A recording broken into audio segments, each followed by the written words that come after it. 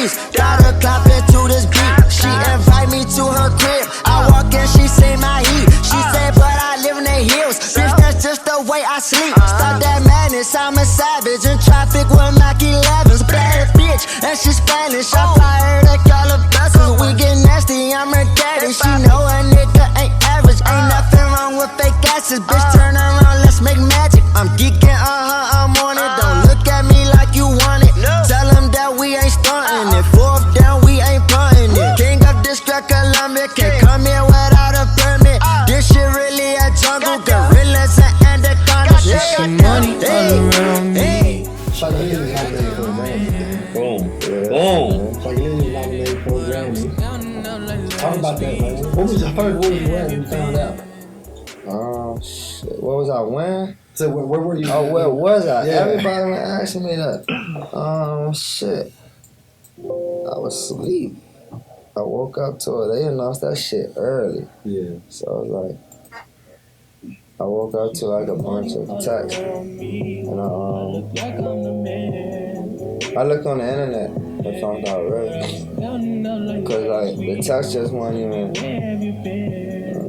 I don't know humble guy, so it's too much things don't excite me. And when I seen on the internet, I was like, okay.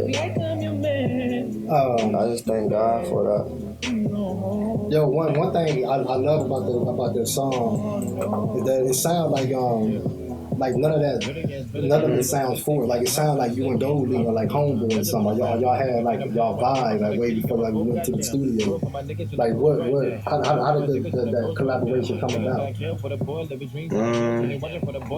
Shit. So the dude my guy that I got on my team, the dude that had the golden business, they was, I guess, Golden team sent it to my guy, and he just busted in the studio with it one day, like, yo, they got this record for you. I'm always in the studio, so it's like, I just hopped straight on. I did my verse in like 10 minutes. And then like, I already knew what it was after that. So, but did you? I was just feeling the whole vibe of the song, like the hook go crazy and, you know. So what does it mean for the DMV, man, if Shot Glizzy come back to the hood with a Grammy Award? To DC, it mean a lot. To DC, it mean everything, because, like, people of my caliber, like, at this young of an age, don't reach these type of accomplishments right there where we from. Facts.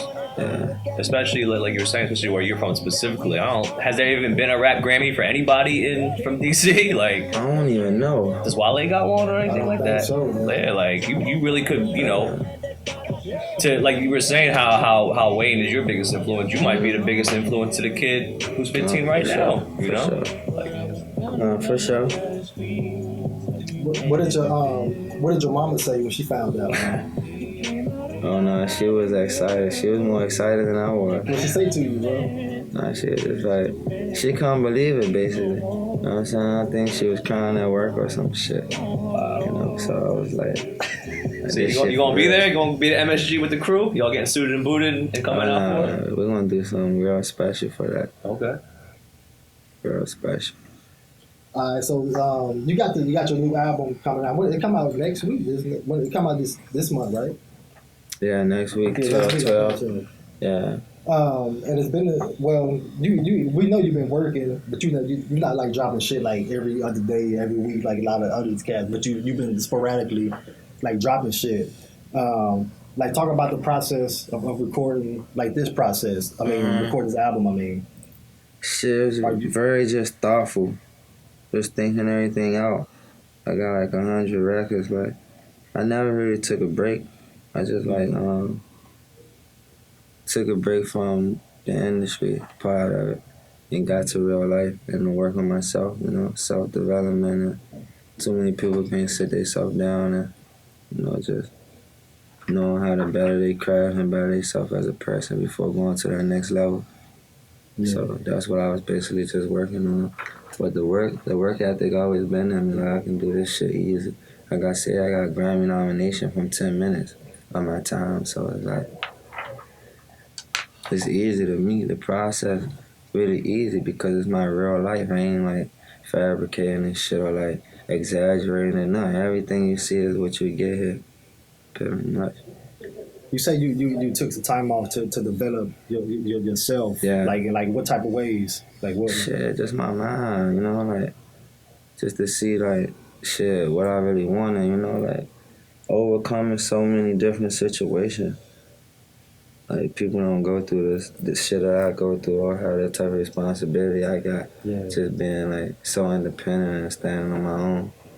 Yeah.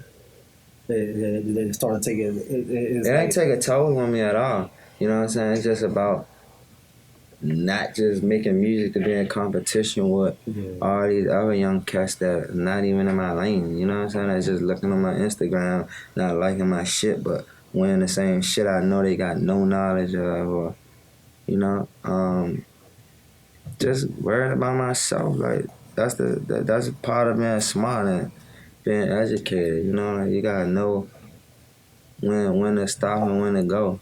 So it was just like, it's just a moment for me, you know, like you on the court, you balling too hard, you gotta get a break sometime. You can't motherfucking just play this game and go right to the next game. We go OT. You can't go a whole game without hitting the bench at least one time. So unless you Wheezy. Wheezy did it. We seen him do it. Nah, for real though. I just felt like, and you know, shit different with me. I ain't got no team around me. I ain't got no label I'm signed to or no shit like that. So I'm just like, I'm doing all this shit by myself at this point.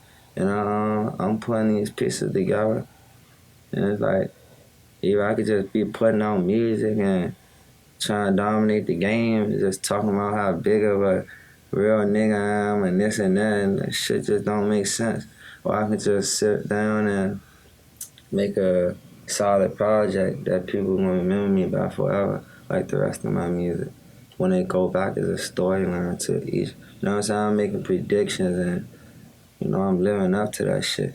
So on this album, I know you freestyle all your verses, but you say you taking your time and you got like 100 songs. Like, is this album, did you freestyle all your verses? Like, basically every day of my life, I go through a bunch of shit, or I do shit, or people around me do shit. And then I go to the studio, and the shit so heavily on my mind, I just talk about that. And then, so every day I'm making songs. So it's 365 days in a year.